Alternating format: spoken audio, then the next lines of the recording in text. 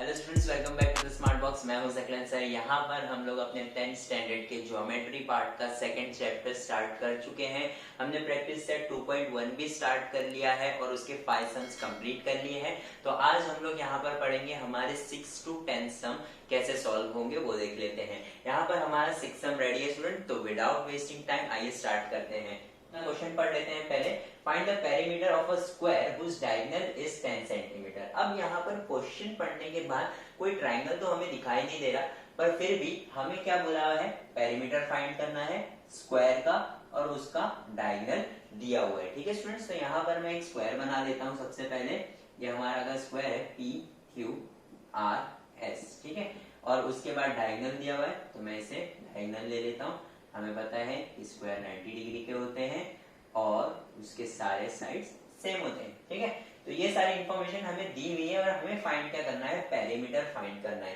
यानी हमें कोई भी एक साइड नहीं दिया हुआ है, हमें सिर्फ डायगोनल दिया हुआ है। तो अगर हमें एक भी साइड आ जाएगा स्टूडेंट्स, तो हम पेरीमीटर फाइंड कर लेंगे। तो हमें यहाँ पर मेन जो हमें काम है वो क्या है, हमारा कोई भी एक साइड की वैल्यू लाना। तो आइए स्टार्ट करते हैं। यहाँ पर हम अपना सॉल्यूशन लिख लेते हैं। सबसे पहले हमें गिवन क्या क्या है वो लिखते हैं। हमें गिवन क्या है, पी आर। हम सबसे पहले ले लेते हैं कि let quadrilateral P Q R S be square. ठीक है, हमने पी क्यू आर एस को स्क्वायर लिया है।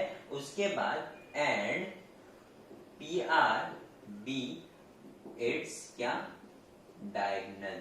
और पी आर की वैल्यू हमें कितनी दी हुई है स्टूडेंट्स, 10 सेंटीमीटर। ठीक है, ये हमारा इतनी चीजें हमें दी हुई है। उसके बाद हम क्या करेंगे, हम पी एस आर, ये ट्राइंगल जो दिख रहा है ना हमें, हम इसे बाहर ले लेंगे, इस तरह से आइसोलेट कर लेते हैं तो इजी पड़ेगा।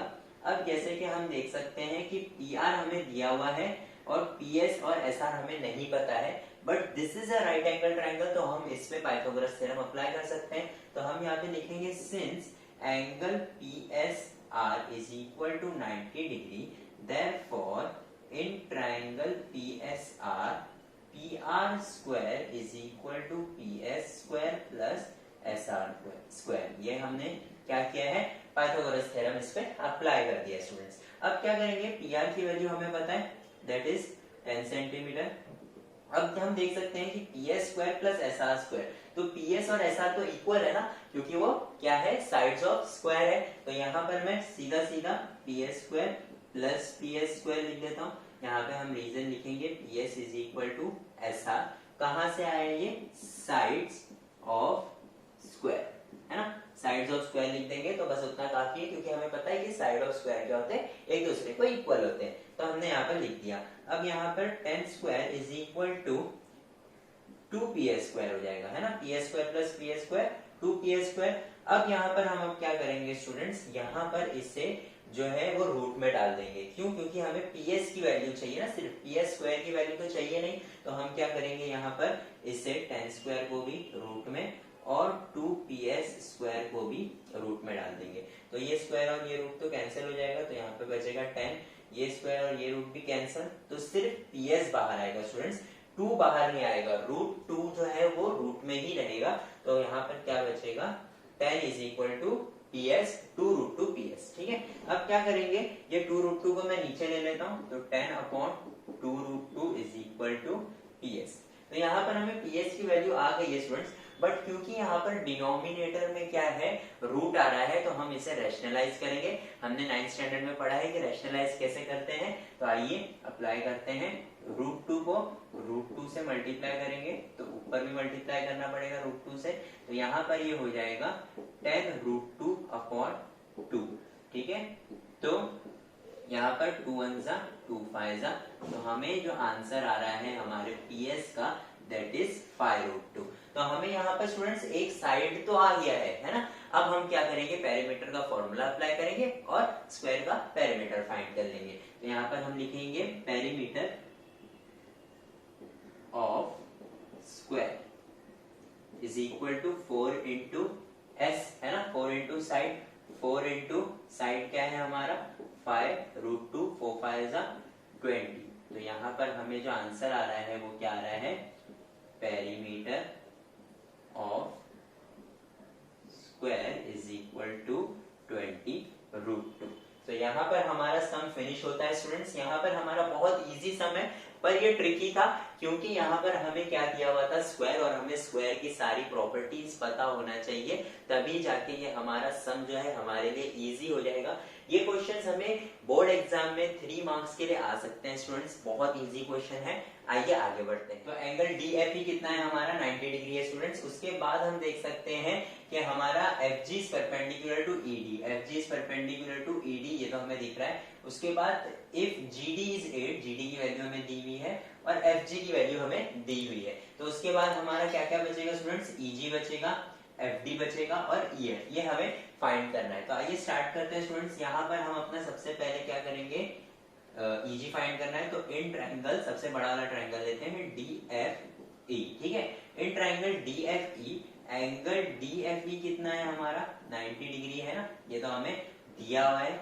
तो क्योंकि वो 90 डिग्री है तो अब हम क्या करेंगे, DFE पे अब क्या बोला हुआ है कि FG जो है वो ED को क्या है, परपेंडिकुलर है, एंड FG इज परपेंडिकुलर टू ED, ये भी हमें क्या है, गिवन है। तो स्टूडेंट्स यहाँ पर हमें मकसद क्या था ये लिखने का कि एक तो ये राइट एंगल ट्रायंगल है, ऊपर से FG जो है वो उसका एल्टीट्यूड है, तो यहाँ पर हमारा ज्योमेट्रिक मीन थ्योरम लगेगा स्टूडेंट्स। याद रखिए अगर एल्टीट्यूड दिया हुआ है तो ज्योमेट्रिक मीन थ्योरम लगेगा।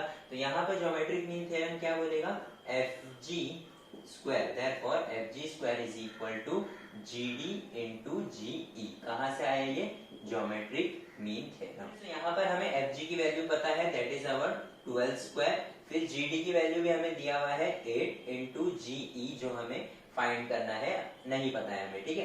तो यहाँ पर होगा ये 144 इज इक्वल टू 8 EG।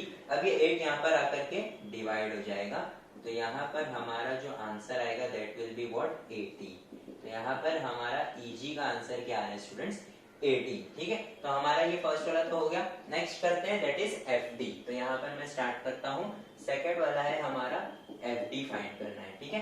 तो FD यहाँ पर कहाँ पर है, देख सकते हैं यहाँ पर है, ठीक है। अब यहाँ पे दो केसेस हो सकते हैं कि अगर मैं वापस पूरे बड़े वाले ट्राइंगल में पाइथागोरस थ्योरम अप्लाई करता हूँ तो मेरे पास GD है, EG की वैल्यू भी फाइंड हो गई, तो हाइपोटेन्यूज तो है, ये फाइंड करना है, बट EF भी चाहिए उसके लिए, जो हमारे पास फिलहाल नहीं है। तो सेकंड ऑप्शन क्या है, FGD। अगर मैं देखूं तो FGD भी एक राइट एंगल ट्रायंगल है, तो यहाँ पर मैं लिखूंगा in triangle FGD, angle FGD is what, 90 degree.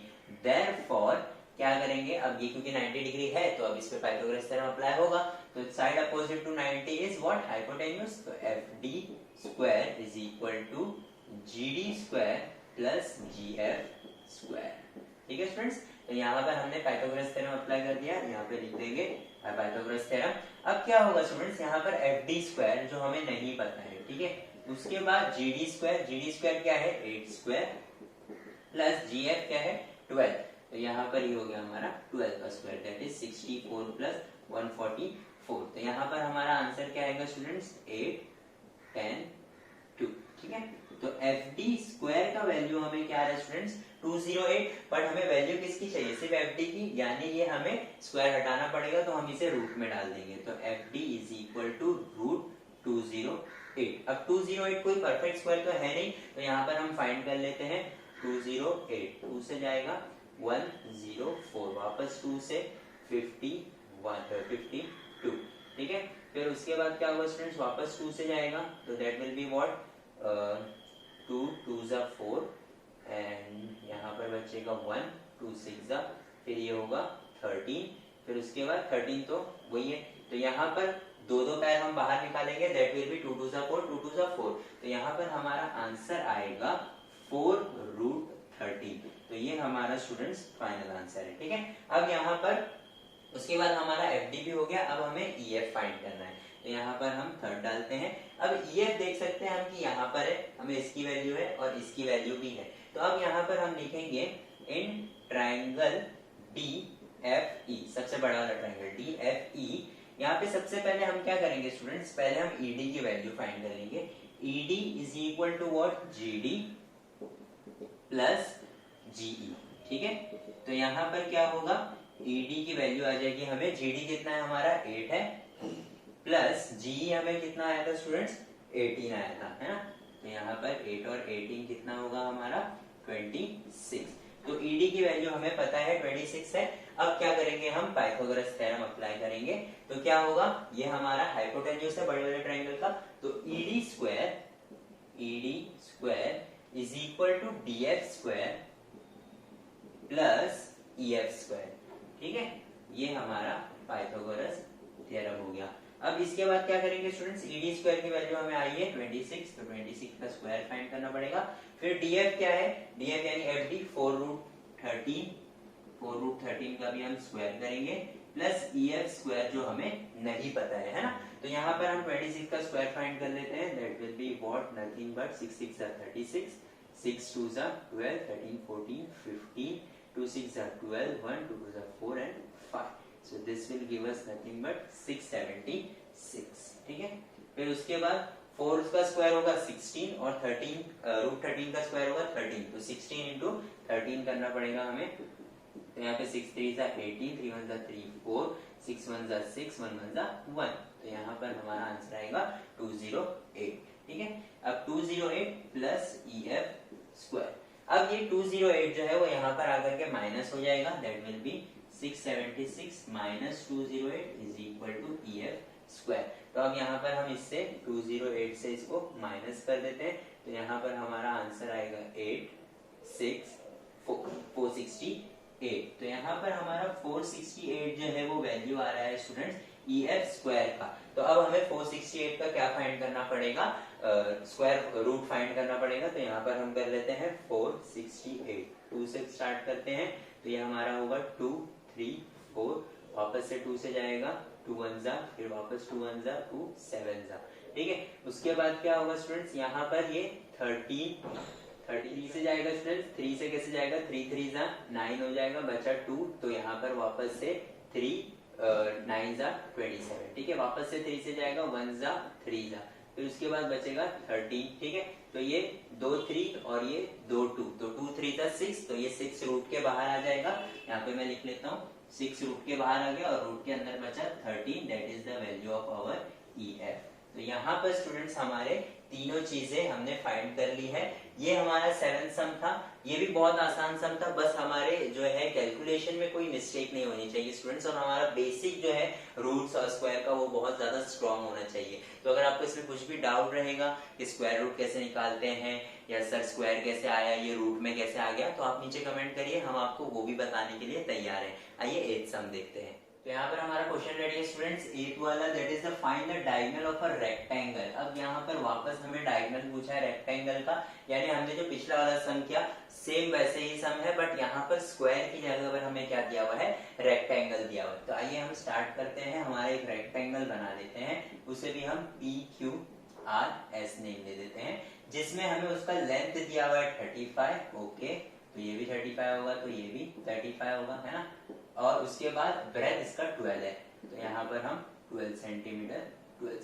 ठीक है, ये हमारा दिया हुआ है और हमें फाइंड क्या करना है, इसका डायगोनल फाइंड करना है PR। ठीक है, पिछले वाले में हमें डायगोनल नहीं दिया, डायगोनल दिया हुआ था, साइड्स फाइंड करने थे, यहाँ पर हमें साइड्स दिए हुए हैं, हमें डायगोनल फाइंड करना है। तो यहाँ पर हम अपना सम स्टार्ट करते हैं सॉल्यूशन। अब यहाँ पे स्टूडेंट्स हमें ना लिखना पड़ेगा, let quadrilateral PQRS be a rectangle. अब मैं आपको क्यों बोल रहा हूँ कि ये लिखना जरूरी है, क्योंकि यहाँ पे डायग्राम नहीं दिया हुआ है स्टूडेंट्स, और हमने डायग्राम नहीं दिया हुआ है, हमने डायग्राम बना लिया है, तो वो हमने खुद से बनाया है, जो that is a part of our solution. तो क्योंकि ये पार्ट ऑफ सॉल्यूशन है, तो हमें लिखना पड़ेगा कि लेट, हमने इसे लिया है। ठीक है, तो यहाँ पर इसलिए ये वाला स्टेटमेंट बहुत जरूरी है। उसके बाद हम क्या करेंगे, लेंथ कितना है उसका, लेंथ इज इक्वल टू 35 और ब्रेथ कितना है 12। ठीक है, ये हो गया 35 और 12। अब यहाँ पर मेन सम स्टार्ट होता है स्टूडेंट्स कि ये सारे एंगल्स जो है वो क्या होंगे 90। तो हम यहाँ पे लिखेंगे since angle PSR is equal to what 90 degree. यहाँ पर भी क्या आएगा, एंगल्स ऑफ रेक्टेंगल। ठीक है, तो यहाँ पर क्या आएगा, देयरफॉर हम क्या करेंगे, इस पे पाइथागोरस थ्योरम अप्लाई कर देंगे। 90 का अपोजिट साइड क्या है, PR, तो PR square is equal to PS square plus SR square. ठीक है, कहां से आया ये, पाइथागोरस थ्योरम से। अब पी आर स्क्वायर तो हमें पता नहीं है, जो कि हमें फाइंड करना है। अब पी एस स्क्वायर क्या है, 12 का स्क्वायर, ओके, प्लस 35 का स्क्वायर, ठीक है। तो यहाँ पर हमें क्या आएगा, P R square is equal to 144 plus 35 का स्क्वायर यहाँ पर हम कर लेते हैं 35 इंटू 35, 5 5 25, 5 3 15, 16 17, 3 5 15, 1 3 3 10। तो यहाँ पर हमें आंसर आएगा 1225। तो यहाँ पर 1225। तो P R square will be nothing but 4 plus 5 9, 2 plus 4 6, 2 plus 1 3 और 1 1369। तो 1369 किसका स्क्वायर होता है स्टूडेंट, 37 का। तो यहाँ पर हम लिख लेंगे P R is equal to 37 centimetre. बस यहाँ पर हमारा ये छोटा सा सम था स्टूडेंट्स, लेकिन यहाँ पर इसका जो वेटेज है वो भी सेम 3 मार्क्स का ही है, क्योंकि ये ट्रिकी सम्स है स्टूडेंट्स। क्योंकि यहाँ पर अगर हमें डायरेक्ट ट्राइंगल दिया हुआ रहता है और उसका डायगोनल दिया रहता है और सारी चीजें दी हुई रहती हैं, तो वो एक डायरेक्ट सम है, ठीक है। लेकिन यहाँ पर क्योंकि हमें रेक्टेंगल्स बोला होता है और स्क्वायर बोला होता है, या हमें प्रूफ दैट आता है, तो दैट इज अवर ट्रिकी सम, जो हमें घुमा फिरा के क्वेश्चन पूछा हुआ है, तो उसके लिए उसके मार्क्स जो है वो बढ़ जाते हैं। तो ये नहीं होता है कि सम जो है वो जितना बड़ा होगा उतना उसके मार्क्स बड़े होंगे, लेकिन क्योंकि यहाँ पे ये छोटा सा सम है, देख सकते हैं आपके 4 से 5 स्टेप का सम है स्टूडेंट्स, लेकिन फिर भी यहाँ पर ये 3 मार्क का हो सकता है। और ऐसे सम्स जो बहुत ज्यादा बड़े, एक पेज, पूरे पेज के सम होंगे, लेकिन उसके 2 मार्क होते हैं, तो स्टूडेंट्स बोलते हैं सर इतने बड़े का सिर्फ 2 मार्क्स। तो यहाँ पर क्वेश्चन होता है कि क्वेश्चन जो है वो कितना ट्रिकी है या कितना इजी है, ठीक है स्टूडेंट्स। तो यहाँ पर हमने अपना 8th सम कंप्लीट कर लिया है। वीडियो थोड़ा बड़ा हो रहा है स्टूडेंट्स, तो 9th और 10th सम जो है वो स्टार मार्क क्वेश्चंस है और उन्हें समझने के लिए थोड़ा टाइम लगेगा और उन्हें जो है आराम से करना पड़ेगा। तो हम यहाँ पर रश नहीं करते हैं, इस वीडियो को यहीं पर खत्म करते हैं। हम अपने नेक्स्ट वीडियो में 9th और 10th सम डाल देंगे और वो स्टार मार्क स्टूडेंट्स सम है और हमें जो है उसे बहुत ज्यादा समझने की जरूरत है, क्योंकि वैसे सम्स जो है वो एग्जाम्स में आ सकते हैं, वैसे सम्स या उससे सिमिलर क्वेश्चंस हमें एग्जाम में आ सकते हैं। मेन मोटो वो सम्स देने का ये है कि हमें जो है वो आउट ऑफ द बॉक्स सोचने का मौका मिलता है वैसे सम्स में। तो अगर आपको यहाँ पर कुछ भी डाउट हो तो आप हमें नीचे कमेंट करिए या आप हमारे व्हाट्सएप नंबर पे हमें मैसेज करिए। और thank you for watching the smart box.